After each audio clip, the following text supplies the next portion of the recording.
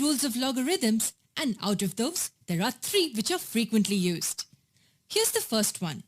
It tells us about the log of xy to the base b. You see that there's a product inside. So the first rule states that this equals log of x to the base b plus log of y to the base b. Yes, this is the first rule and it's called the logarithmic addition identity. When 2 logs with the same base are added, we write the argument as the product of the 2 arguments. The most important thing we should notice here is the base. The base has to be the same. Only then will this rule hold true. The next rule talks about log of x over y to the base b.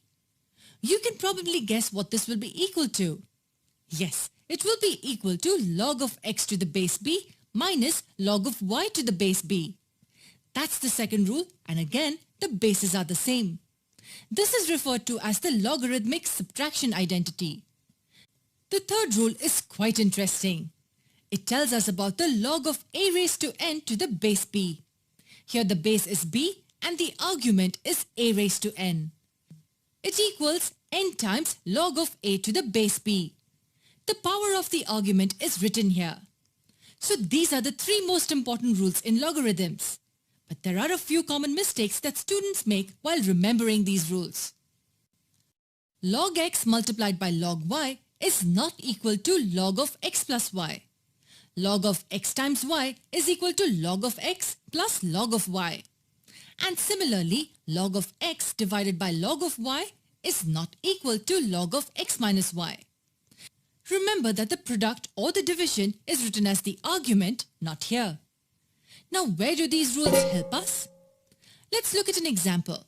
We have been asked to find the log of 24 to the base 2. Now, most calculators provide the answers for log to the base 10 and the natural log. So, assume that we need to find this value without the calculator. But we are given some additional information along with it. The log of 6 to the base 2 is equal to 2.58496. How do we approach this problem? We are given the value of log 6 to the base 2 and we need to find the value of log 24 to the base 2. Give it a try.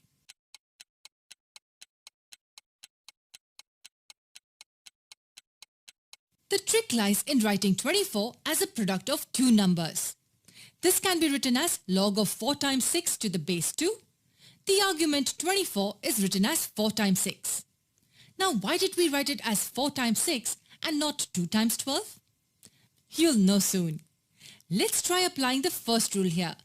We can write it as log of 4 to the base 2 plus log of 6 to the base 2. Log of xy is log of x plus log of y. It's the same concept we applied here.